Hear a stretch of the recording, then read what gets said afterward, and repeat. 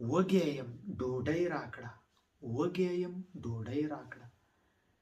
أنا جوعان، أنا جائع، أعطيني خبز.